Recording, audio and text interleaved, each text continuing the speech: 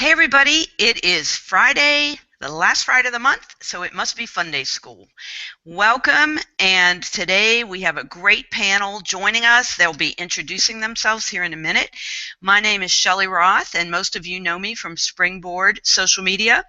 And Funday School is something we've started about, gosh, I think this is our seventh broadcast, and this is going to be made into a book. All of our illustrious panelists are going to be in the book with the thoughts that they share every month on a conscious business practice.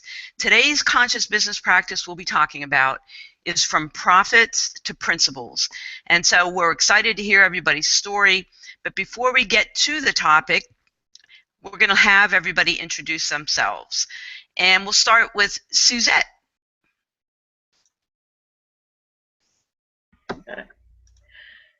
Hey Shelley, hey panelists and participants. I'm Suzette Cotto, and my company is Innovate Social Media, and our tagline is "We wake the world up to your brand." Basically, I show companies, small businesses, nonprofits how to integrate social media and technology to promote their businesses, projects, causes, things like that. And I have a long line at my door, so I think it's a very necessary thing for modern business today, and I'm glad to be on the panel and continue the important discussion of business with social responsibility. Thank you for having me. Thanks, Suzette, for being here. And I've known Suzette for a couple years now. Hey, Suzette, right? Yes. Yes. All right. Well, we appreciate you being here. Sharon?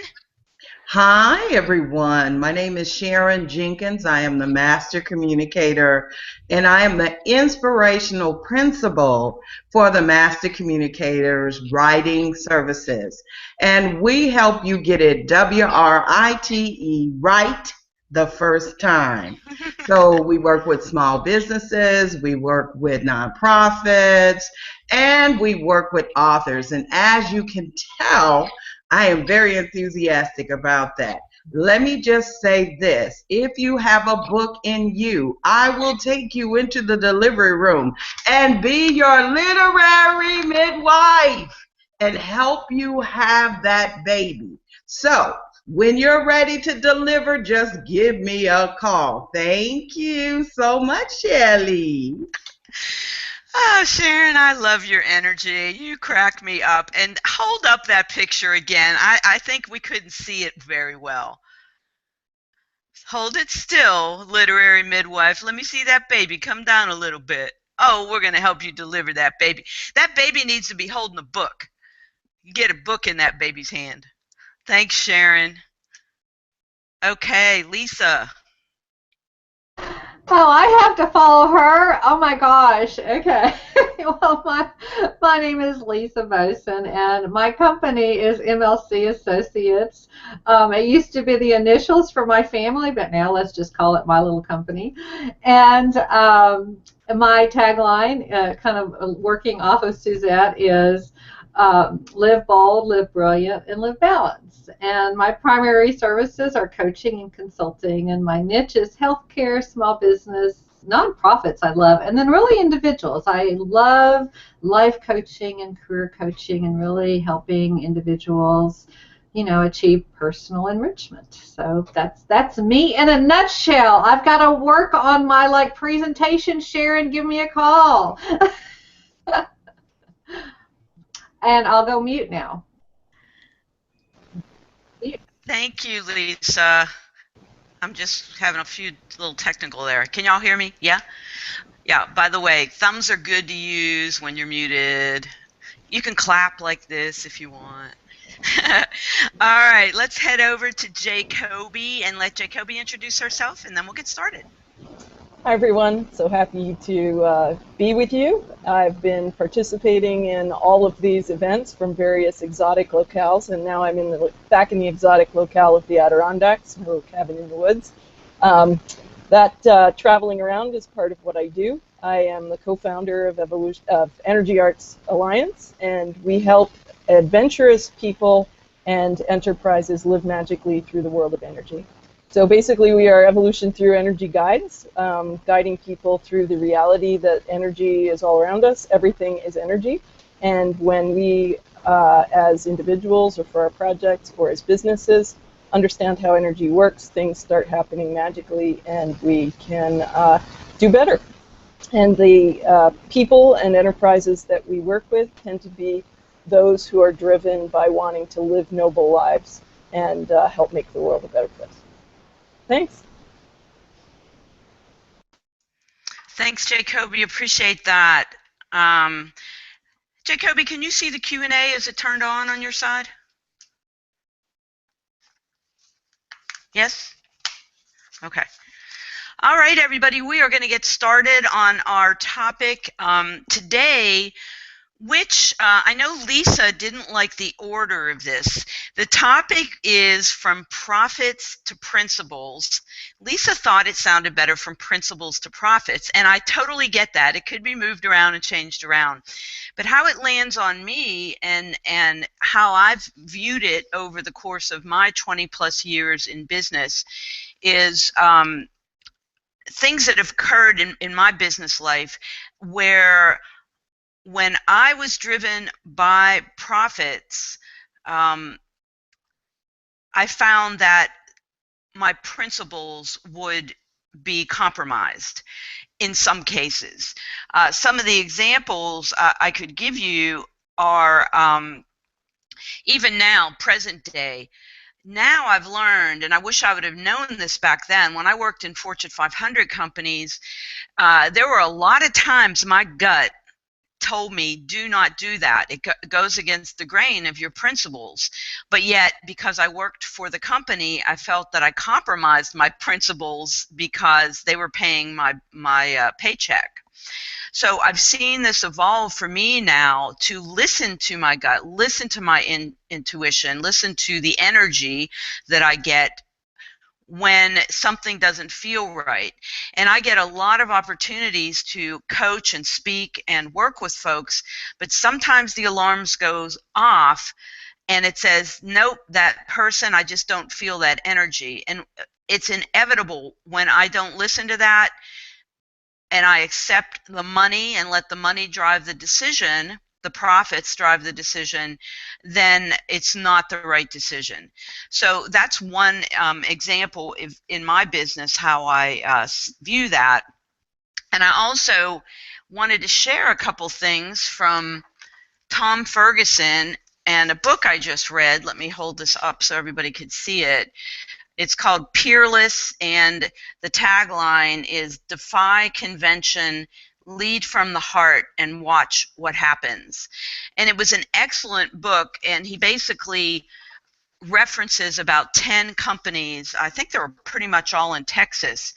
And one of the examples he gave about businesses that come from principle, this particular business was Sterling Bank. They're a local bank here in Houston. And the founder, George Hernandez, was very, very clear that he was not going to follow convention and send out credit card applications to college kids because he knew that that target was just not right. College kids, that's the last thing they need to do is build debt and be paying 20% interest.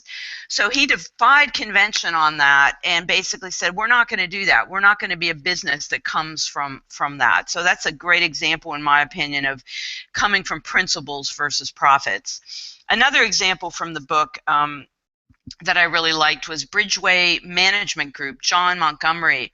He has a mutual fund company, a very, very successful mutual fund company. And most companies basically take all their profits and pour them back into the company, especially in the early going.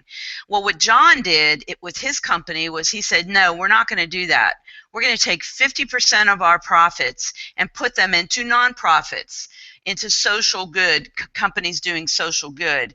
This totally went against convention, but to quote him, he basically felt that this totally accelerated Bridgeway's growth. And according to John, doing the social good, he stated that if he would never have done this, they'd have had half the growth that they have present day. So being a generous company makes good business sense, quoting John. So I love that example as well.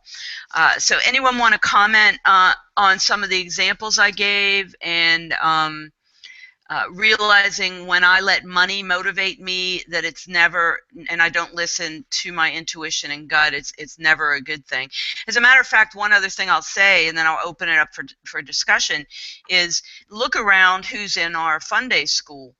Generally, it's like-minded people. Jacoby pointed this out. It's like-minded people in Funday School. It's like-minded people in the insider group. So I'm attracting, who I attract generally are people that are of the same beliefs that I am, and integrity. That's what I'm attracting, coming from that, wait a minute, it's all about principles. That's what's going to drive my business growth. So, any comment? Sharon? One of the things, Shelley, that I like about what you said is that you made it clear that profits is not the center, the driving force in your business. I'm of the mindset that if you do what you love, then exactly what has happened to you will happen to all of us. If we stay centered on who we are, and if we stay centered on what we want to accomplish in the life, it makes a big difference. So I want to applaud you for making that conscious decision and starting to make that change in your business principles. Well, thank you. I appreciate that. And it's hard. I mean, I was raised to go for the, the kill, go for the gold. All that was inborn in me from my learning environment with my father being in sales. So to unlearn that is always a lesson. So thanks for recognizing that. I really appreciate it. Everybody, I'd like to make a quick comment. User error, my error. I should have turned on Q&A prior to the broadcast going live. So therefore, unfortunately, anybody in the audience that wants to make a comment or ask a question, I so apologize. We don't have Q&A available this time. So very sorry. Feel free to hit me up and email me and let me know anything you might want to share after the fact. Okay, Suzette, would you like to step up to the plate next?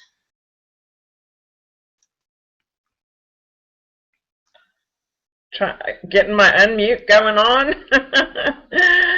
Well, I tried to think about, where did I get my concept of what money is to me? And I think a lot of that is rooted in, what money was to our parents. So growing up as a child in the 60s and the beginnings of social responsibility, where people were becoming more socially conscious, I think that was a big part of, how I took money into my professional life.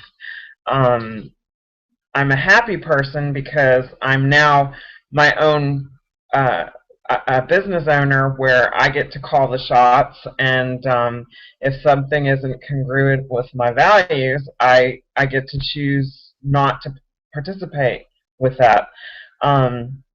My personal values are rooted in everything that I do.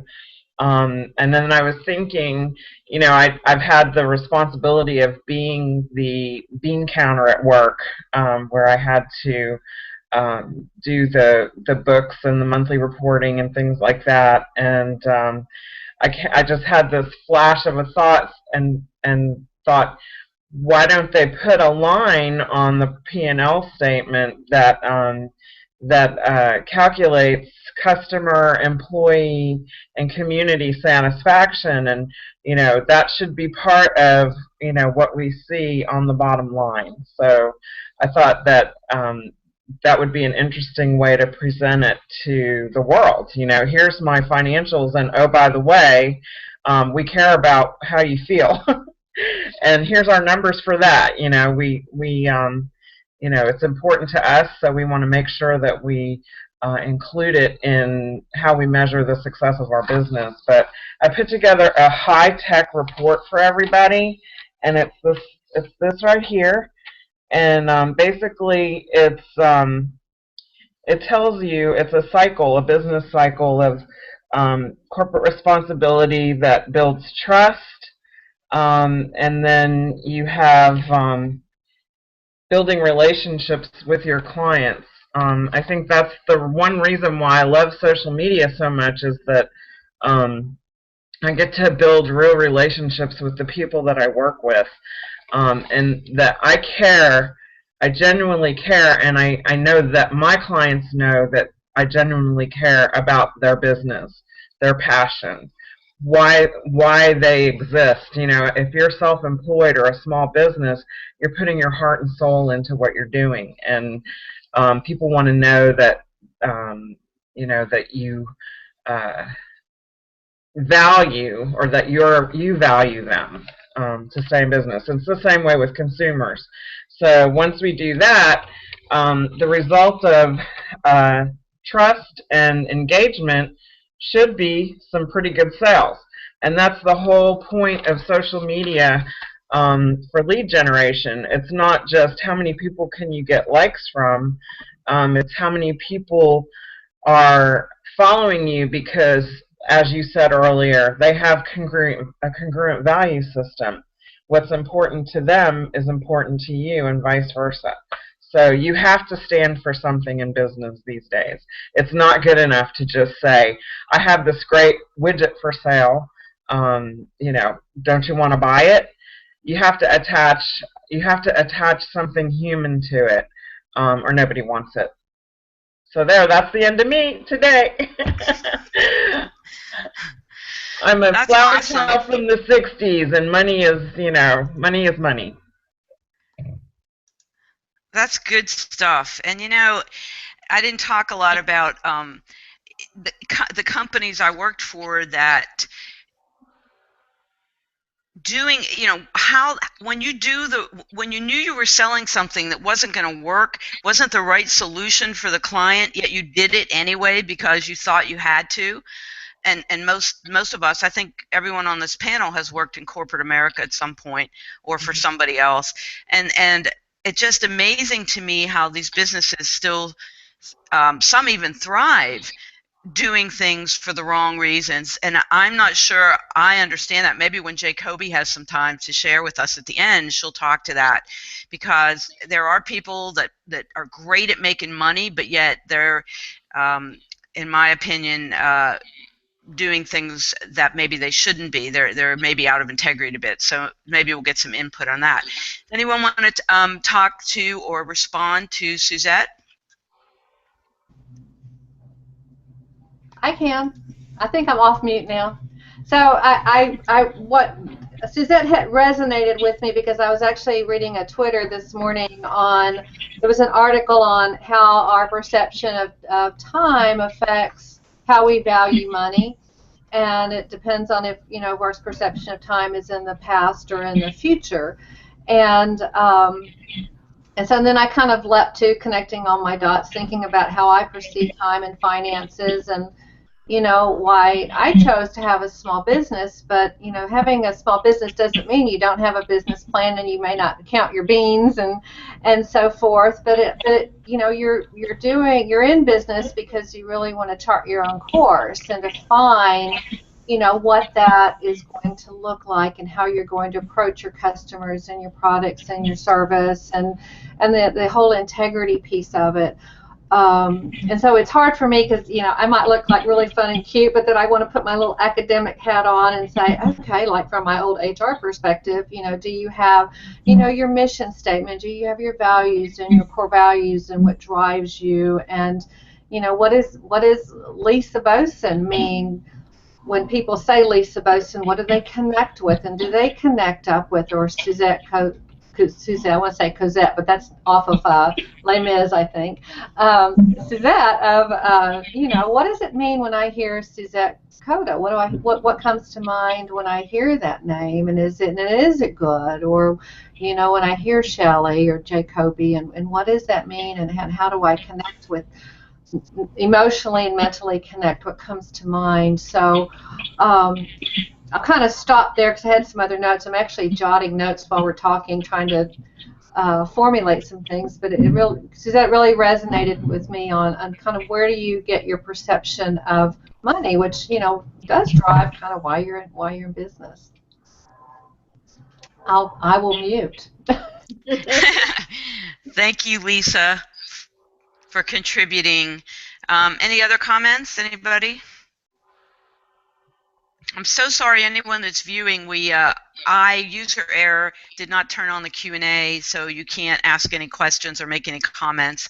My apologies. I guess I should look at my own housekeeping notes, tell everybody else how to do this. So, all right, we're going to have Sharon come up if we have no one else that wants to comment. Thank you so much, Suzette and Sharon.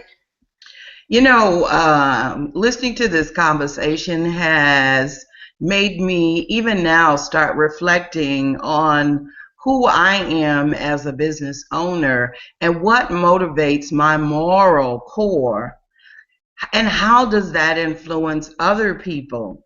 I am metamorphosing into who I am as a business owner and what I want to see accomplished in my business, and how do I balance my social responsibility with being a profit generating business. And so of course, when you're in the study mode and you're trying to make a major transition, that also means that your brand is changing in the process. And I think that it all starts with you. What is your billboard? How do you represent when it comes to your customers? What messages are you sending out? And you have to really know what your moral core is and then establish your business forthright when you come to the conclusion. And I don't know if you can come to a conclusion or a process, but I don't know that you can concretely say, this is what I'm going to do or this is where I'm going to be, because we live in a ever-changing environment. But one thing I do know is that you can represent your core value system in your business. And based on all the women that I've seen on the panel today, we have a love for the world that we live in, and we are keenly responsible or have a sense of responsibility for what we do in that environment, the world that we live in. One book, and I'll make this brief, one book that I'm reading is The E-Myth Revisited, okay?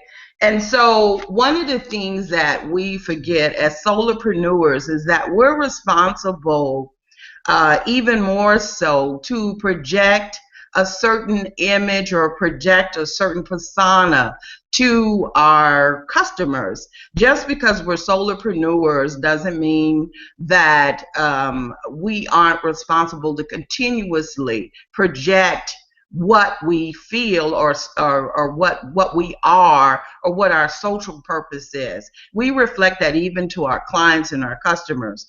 And in essence, they are following us, not just on social media, on Facebook and on LinkedIn and on Twitter. They are following our lead because we are showing up in everything, every fiber of who we are. So in this book, just briefly, I will tell you, there's this section, I just want to read something to the listening audience. We often wonder, how do I get people to do what I want?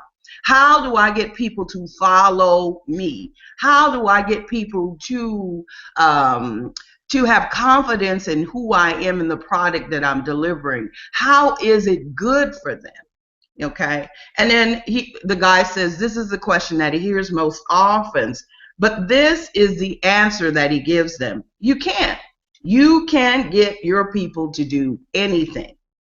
If you want it done, you're going to have to create an environment in which doing it is more important to your people than not doing it, and where doing it well becomes a way of life for them. So the whole moral of this particular story is, what image are you projecting? And is it an image that other people can sense that you really, I'm talking about really sense your compassion for society and your compassion for them? Are you showing them that you care? CARE in capital letters. That's all I got to say. Thank you, ladies. Oh, I just want to reach through there and give you the biggest hug and kiss on the cheek. You're awesome. Anybody want to comment on Sharon's contribution? I think I read the E-Myth Revisited a while back. I just can't remember everything. But yeah, Lisa. Well, I actually woke up this morning to NPR radio, and they were interviewing the CEO of Starbucks, and he has committed to hiring 10,000 over the next, I can't remember, it could be 3 years, it could be 4, but he's committed to Starbucks hiring 10,000 military, either vets or their family members. And it was very telling because I do something, am I supposed to be doing something? Oh. I was like, what's that? No, you know what that is, Lisa? That's in the choir world when you want to applaud, or it's sign language for applause, I think. Yeah. Okay. So, but what was interesting is he was sharing his story when he goes into an audience, and he asks the audience, how many in the audience have, someone in the military or a family member or someone, and he said less than 10%. Generally raise their hand, which is very interesting because I go in and use kind of the similar methodology when I go in and speak on cancer. And, everybody raises their hand because everyone knows, has someone cancer as a family member, friend, had cancer, died of cancer, blah, blah, blah. But the exposure and kind of the real world of, our connections, like, I do have family members that were like in the Vietnam War, but I really don't have anyone in here and now, and so my connection with military, understanding that, interfacing with it isn't there. And I'm going somewhere with this. Let me get back on track. But I just thought it was interesting and how he chose, to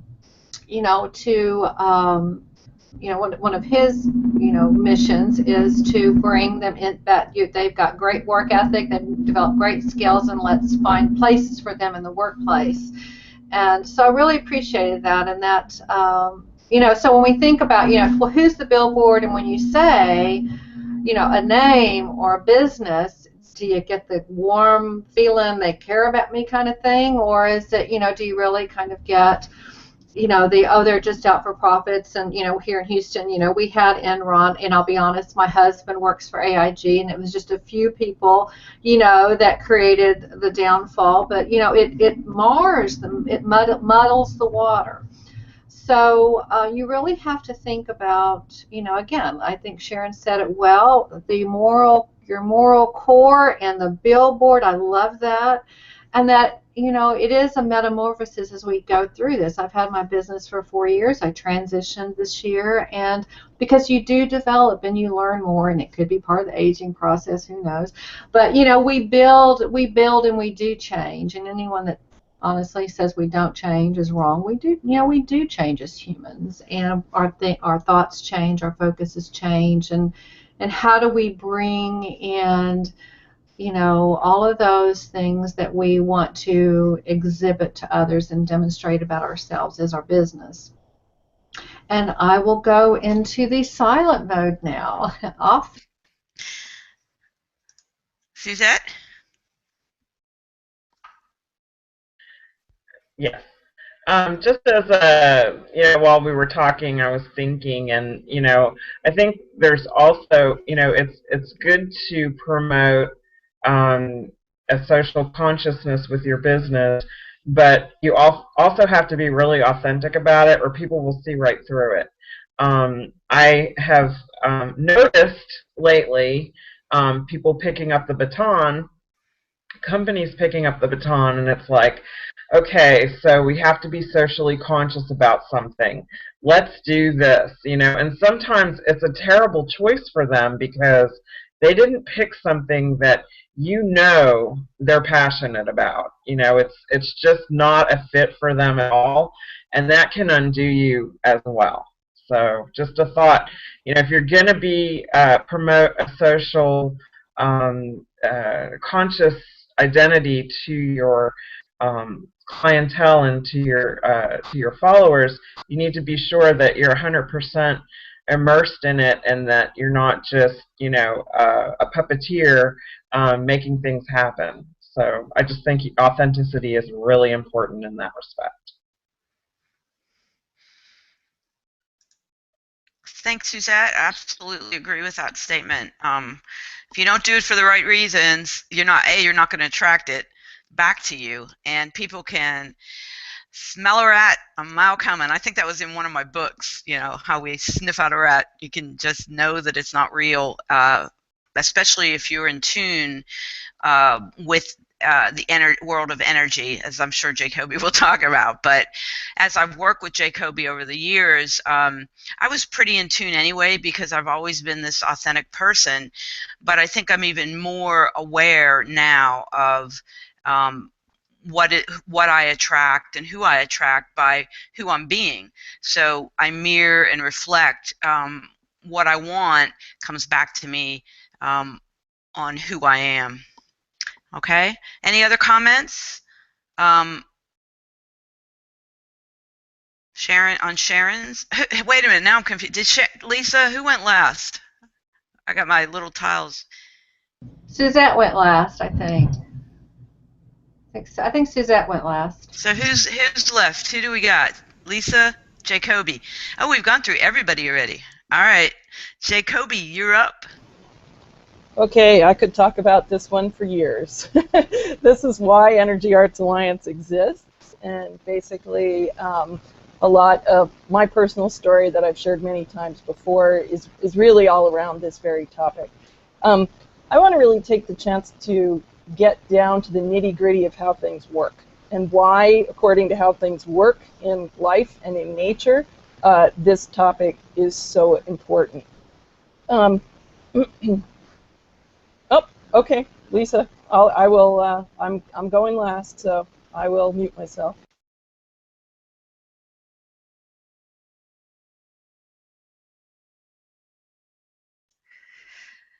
Yeah, Lisa didn't go yet, right? Correct. Lisa, you ready? Yeah, I have been chatting, but I can certainly keep going. But that's okay. I can go. I had some. Do you want me to go ahead and go, or I can wait a little bit? No. Generally, since you're new to the panel, usually what we do is everybody contributes and talks as we've been doing, and then when you're on, you can kind of just reflect how this topic either applies to you or outside your business, you've seen it, etc. Oh no, that's fine. It's interesting, and I don't know if I can say this on the air or not. I had an interesting experience in one of my prior lives, because I've had lots of lives, and I don't mean that like weird or anything. I've just had a lot of careers.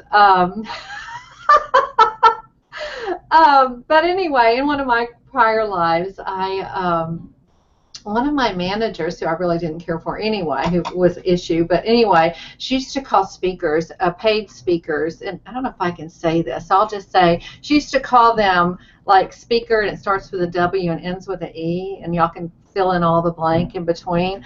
Anyway, and I really kind of took aback to that, because I thought, well, the speaking profession, people who really speak professionally, that is their business. And but I just thought that was kind of interesting, and so I've always kind of held that in the back of my mind, is do I want to be known as that? I'm like, no, because how did that come to be, and why would she think that? I thought that was really odd.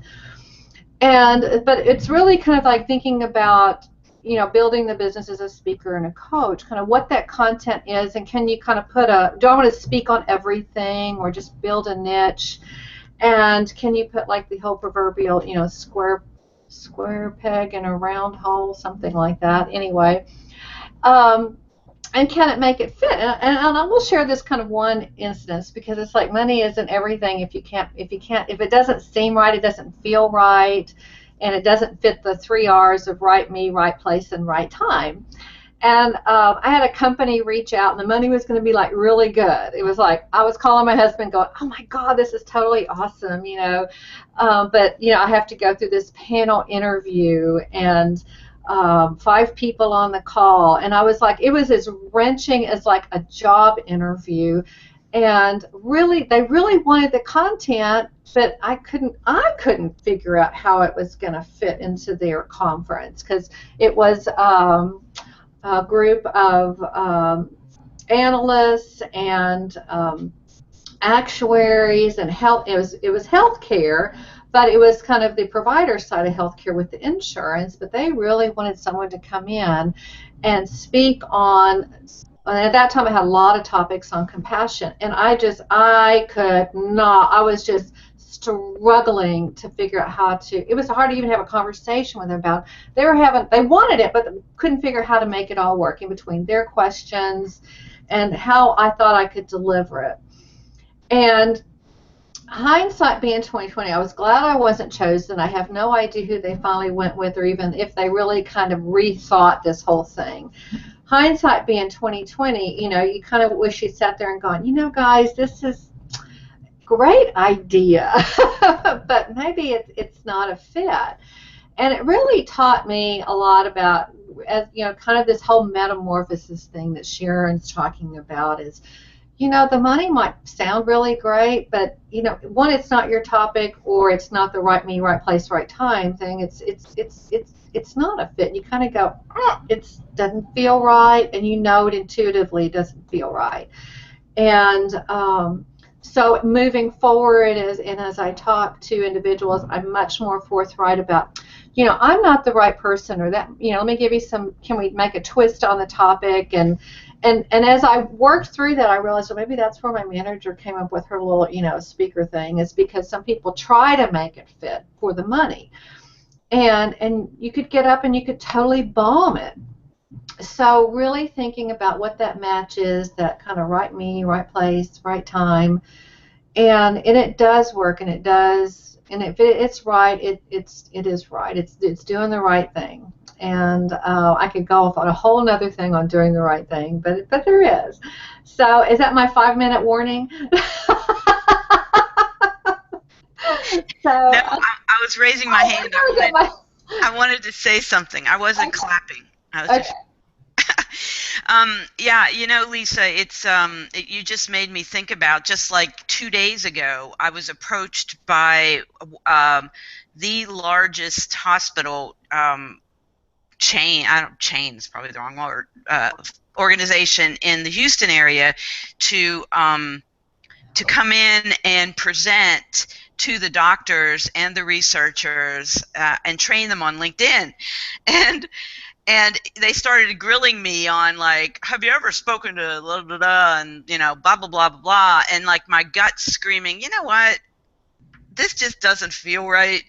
As much as I could come in there and do this in my sleep, I knew that it wasn't right for me. So, of course, I figured a way kind of just to let it lie. But you just totally made me remember that just happened like 2 days ago, to walk away from an opportunity that might be fantastic for the money, or the W word.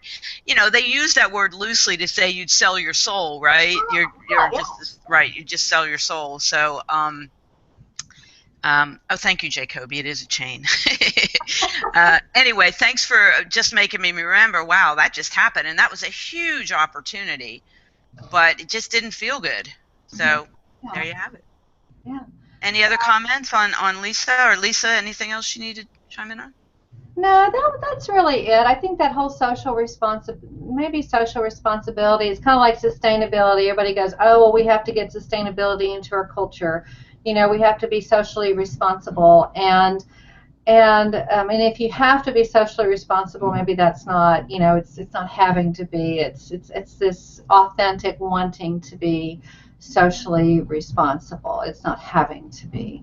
And I think that's maybe the difference in that, is it's part of who you are and what you are as a company. And well, thank you for being here and sharing with us. I love having new energy and new folks on the panel, and we're gonna go ahead and jump over to Jacoby. And again, feel free to jump in and comment, and then we'll wrap with me and our next topic for the next Funday School. Jacoby? Suzette, did you have something you wanted to say before I get going? Unmute. Just that, and just this last week, I had an instance where I felt like the person I was working with, who is my client, was not socially responsible. So we have it coming from all sides. You know, it's not just consumers, but it's also business associates, people that we do business with, and you know, sometimes that put me in a really hard position because the guy owes me money, you know, and it's like I had to walk away and say I can't do this anymore, and hope that it didn't affect my reputation as a business.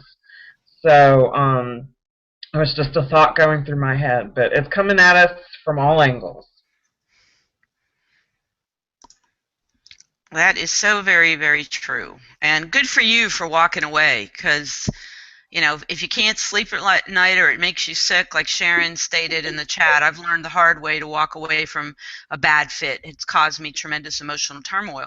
I mean, I used to go into XYZ company here in Houston, the largest software company in Houston, every morning with knots in my stomach because their principles did not fit my moral fiber.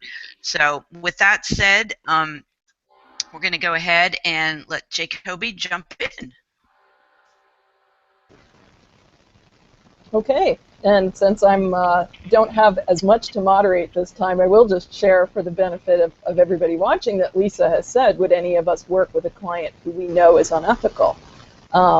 And that's a really good question. The challenge is, in a lot of ways, how do we know? So even when we look at the field of investing, not a lot of people maybe consciously know that the bank where they put their money, that bank uses the customer's money to invest in the stock market. And therefore, if we have a bank account at Chase and we have a commitment, a personal commitment to not investing in companies that are involved in certain businesses, we have no control over that other than not investing our money in, not putting our money in a Chase bank account. So the tentacles, of business are so positively and less positively infused and ingrained into society that even when we want to make choices to work with certain companies or not work with certain companies, we're touched by it, whether we like it or not.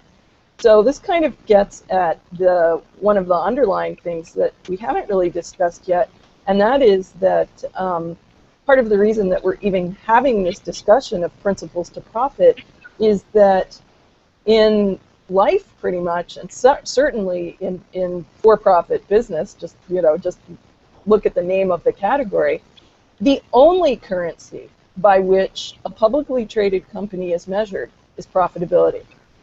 Now, that's what gets really interesting about that is that publicly traded companies have an incredible capacity to do good. The whole concept of the stock exchange, even though in many ways what we've seen as the public is that it's gone off the rails, is it's meant to create an exchange, a public exchange, where the public has the opportunity to benefit from the growth of a company.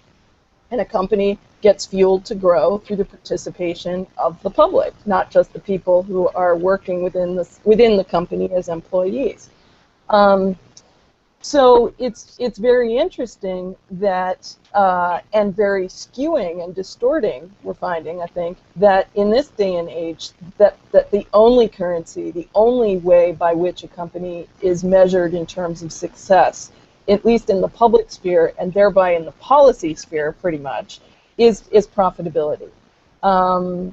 So if we look at companies that are like REI is a great example, and for those of us who know us, we camp all over the country and around the world, and so REI for us is like our Bed Bath and Beyond or Linens and Things. It's our home store, and the thing that's incredible is they're a co-op, and they've not had to go public. They've been able to continue to grow by being a privately owned, customer-owned company, basically. Another example is Wheatsville Co-op in Austin. We're members of Wheatsville as well.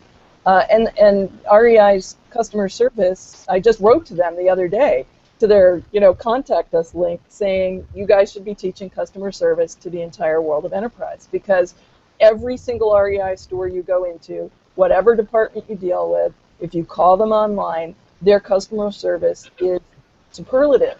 So it's an interesting even concept that a lot of people and businesses have, that in order to be able to stick to their principles, they have to stay private and they can't go public. And that going public changes what the yardstick by which they become measured, and they get a lot more people having input in what is valuable. So part of the conversation in this whole topic has to go to, in the future, when we're thinking about it societally and in terms of how enterprise has to evolve, is basically we have to start considering what currencies are in business. And of course, there's been discussion about, REI is Recreational Equipment International, REI. So they're an outdoor store, and they're I think it's incorporated.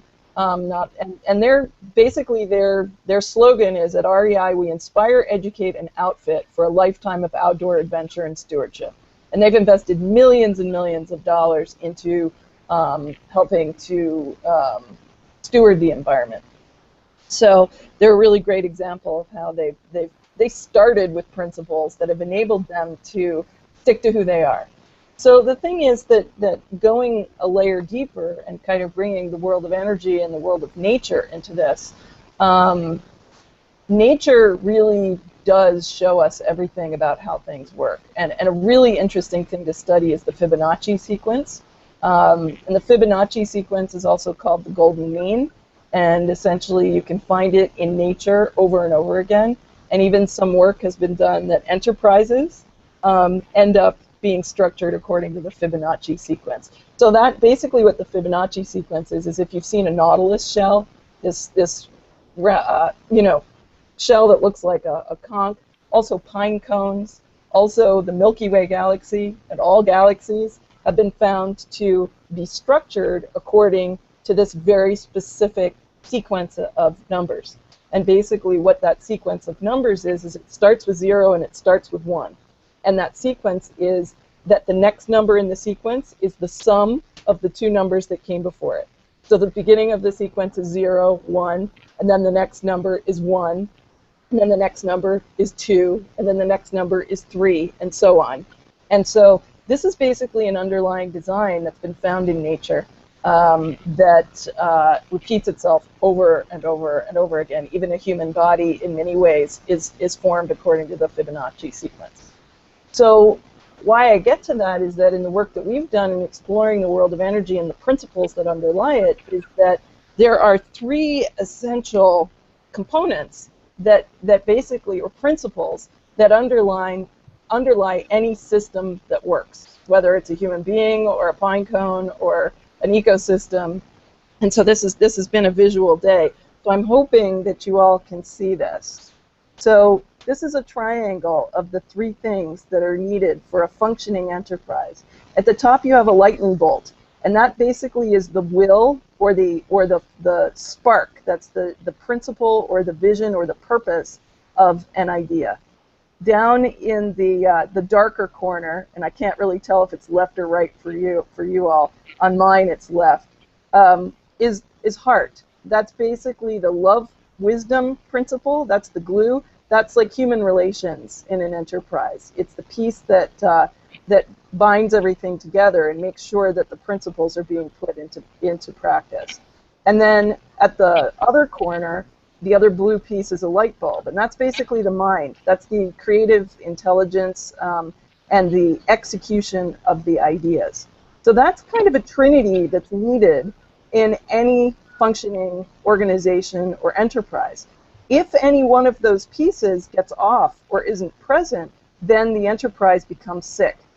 And it's interesting that Lisa brought up AIG and Enron. I'm going to drop this for a minute so I can talk. There are two wonderful documentaries that are available now. One is called Inside Job, and it's a little bit of an old movie. I think it came out in 2010. And there's another one called Who Killed the Electric Car? And both of those movies take a look at what happened to companies that started out healthy and did things that completely violated common sense because the measurement was profit. And so taking the case of AIG, and there are a lot of good, any case I'm using, there are many, the majority of people there are good. But AIG got really trapped by some investment banking companies that started to play a game with insurance that basically Who Stole the Electric Car is the other movie. So basically what happened, and it's very complex, but crazy making to understand that basically Morgan Stanley and other companies started to bet against the very products that they were selling, knowing that they would go out of business. But in the process, the executives walked away with millions of dollars to the power of 3. So like 245 million, 650 million. They knew that the practice they were doing would run the businesses out of the ground, into the ground, and it didn't matter. They knew that they would walk away with millions. Now that is so completely skewed, and same with Who Killed the Electric Car. That was the story of GM and some brilliant engineers who came up with an electric car back in the 90s. And the story is incredible. In the early 2000s, essentially this whole thing went down in California, where California legislated that a certain percentage of cars had to be electric, and basically the auto industry got it shut down, and the demand was proven to be there. And what they did is they took all of the electric cars away from the people who had bought them and loved them, and they crushed them. They shredded them. They didn't just put them away. We don't know the motivation, but essentially the cars were no longer in existence. They were no longer on the road. People didn't even know that an electric car had been created. And there was a lot of speculation in that movie of who the culprits were and what the motivation was. So I want to bring this visual back up, and I want to show the bottom one. And basically the bottom one, you can see that the darker one, the heart, has an X through it. It has a no sign through it. And this is what happens when profit gets ahead of principle. Every business, everything in nature starts with an idea, of course. And that idea can be ill-intended or well-intended. The idea is neutral. Basically, how we put it into motion, the principles we use to share the idea, to commercialize the idea, to spread the idea, to make the idea public, that's when it gets into sort of, value judgment of whether something is positive or negative, evolutionary or involutionary. But basically what happened to Enron, and that is, a lot of good people, fortunately, have gone on to build wonderful businesses who got downsized out of Enron, is that you had guys at the top, and they were mostly guys. No, nothing against guys, but the leadership was primarily male. You had wonderful lightning at the top, that spark of ideas, and you had incredible creativity to come up with new financial tools to create a utility market that would benefit Enron, and by the way, benefits shareholders, so that's a good thing. But the challenge was that along the way, whether there was heart there or not to begin with, the heart aspect went away. It got lost in the focus on profit. So if the heart isn't there, and the heart really usually is a holder of the principles in combination with the mind. Of course, the mind has to come up with the principle, but the heart's like the conscience. It's the positive enforcer that lets the that lets the ideas continue to flow in a positive direction. Without principle, you lose the heart. So the final piece that I'd like to just bring up as a concept, again, in the work that we've been doing over the past 5 years or so, and we had done work in this field about 10 years prior, is that the way that money works, and the way that money wants to work, the way it's designed to work, is that essentially it is a byproduct of a good idea shared with good principles. And we're in a phase of humanity, I think, where we can, we can look around and say, hey, a lot of bad people, or a lot of people who may be good but are coming from a place of not being guided by good principles, are making a lot of money. They are. It's a phase. It's a phase for learning. It's a phase for growth. It's very similar to, a lot of people have been very depressed over the last couple of weeks by the Palestinian-Israeli crisis that's heated up.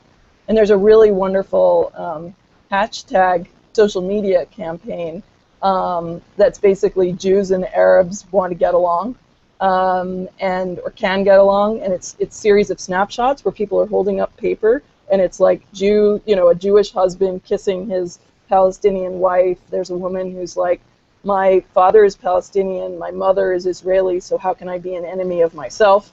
Good point. So a lot of the tensions that we're seeing, like this starting to think that profit may not be the only measure. It's not a bad measure. It's a very concrete, neutral measure in a way, but that it can start to be accompanied by other principles.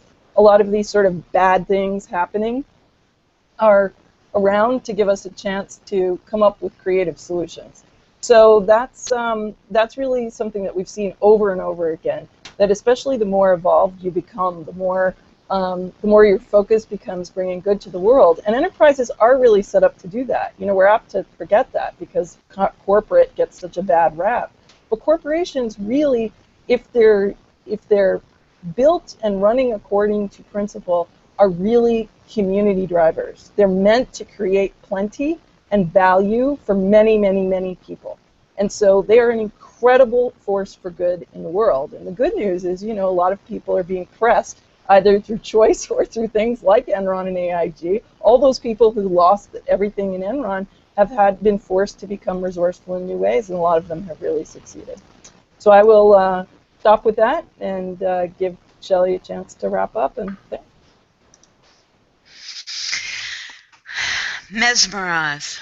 I love listening to all that heady stuff. Great intellect, great smarts, great awareness. Thank you, Jacoby.